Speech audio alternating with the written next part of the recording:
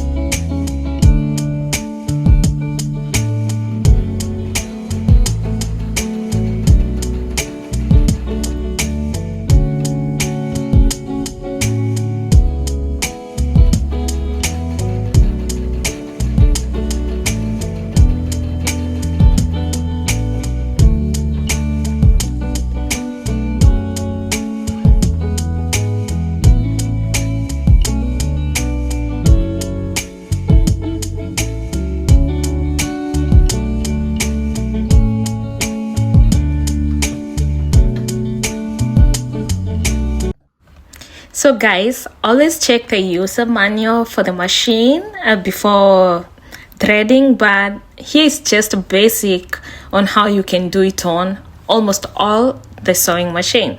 So take your thread and put it at the spool pen at the back, in that the thread is it's gonna be facing backward. Yeah, the good thing with my machine, it has numbers, so I'll be following the numbers, okay? Put your thread through the top loop, then move it down to the tension disc, then go down, around and upwards and put the thread to the lever, that thing up there. Yeah, that's the lever. Then pull the thread down to the hook. It's over there, that thing, that's the hook. Then you're gonna put the thread to the needle down there. The most challenging part for me is putting the thread into the hole of the needle. Yeah, in some machines, there's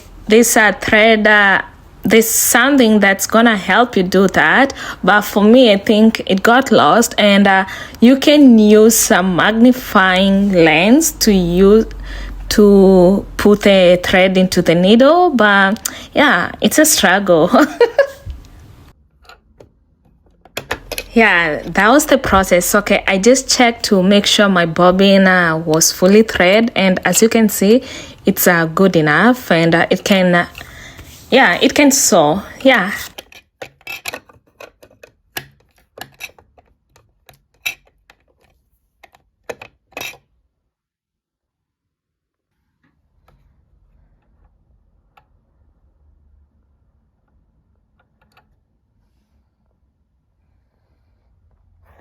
Yeah, so guys, I hope this is an easier way for you. You can try and leave a comment if you are able to thread your sewing machine.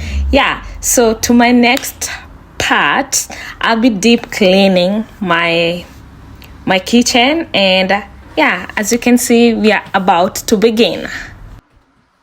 So I started by taking off all the utensils from the cabinet and started cleaning section by section, and then I'll be using all-purpose cleaner mixed with vinegar. I diluted the vinegar because you don't want to use the vinegar that's not diluted. It can corrode the white paint on your cabinets. So as we cook, there's a lot of grease that goes up in the air, and sometimes when you're opening your cabinet, you leave marks. So that's why I was scrubbing to get rid of all those marks. It's been a while since I did the deep cleaning, so yeah, it took all my energy, but yeah.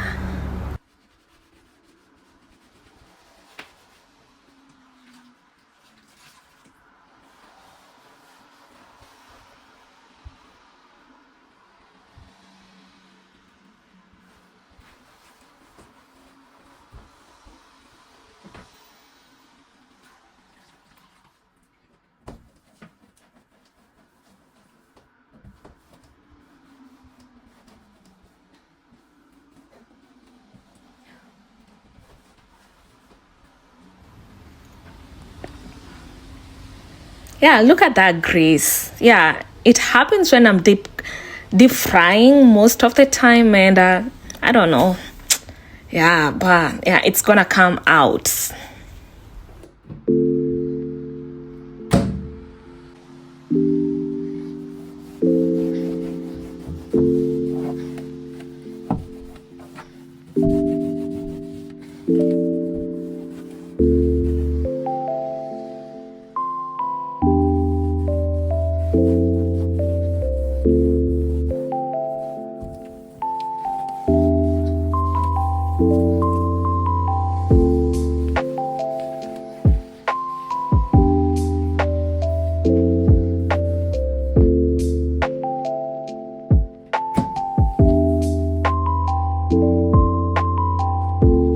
Don't forget the top of the fridge. There's a lot of dust on that area, so please clean it. As you can see, it was dusty.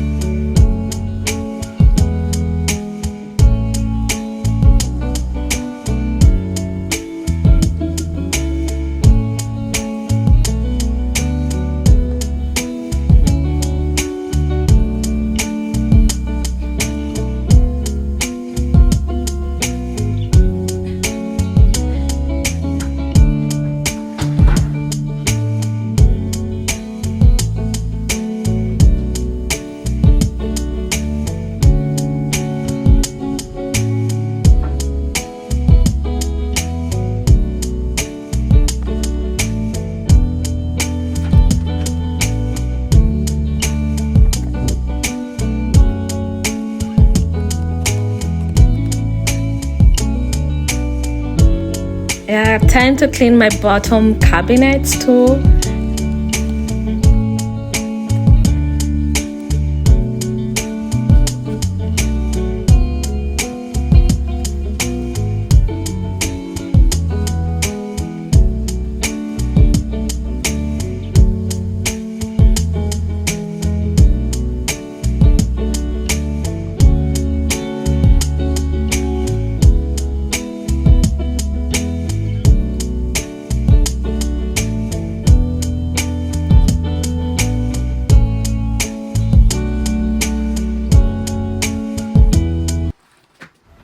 Once the cabinet were dry, I like lining them with sticky papers, and they just give a good finish. And you can get these sticky papers from the dollar store. They're not even expensive. Look at that. The finish looks so good, right? I was so done, and I just put back all my utensils back to the cabinets, and yeah, I was ready for another day.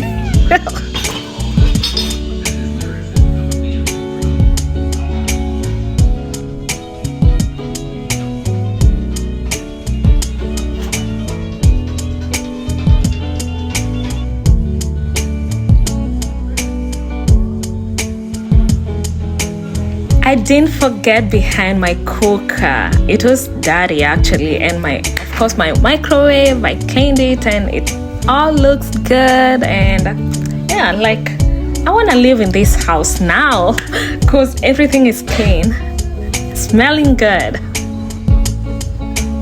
Guys, that was it for today. Until the next time that we're gonna clean again. Yeah.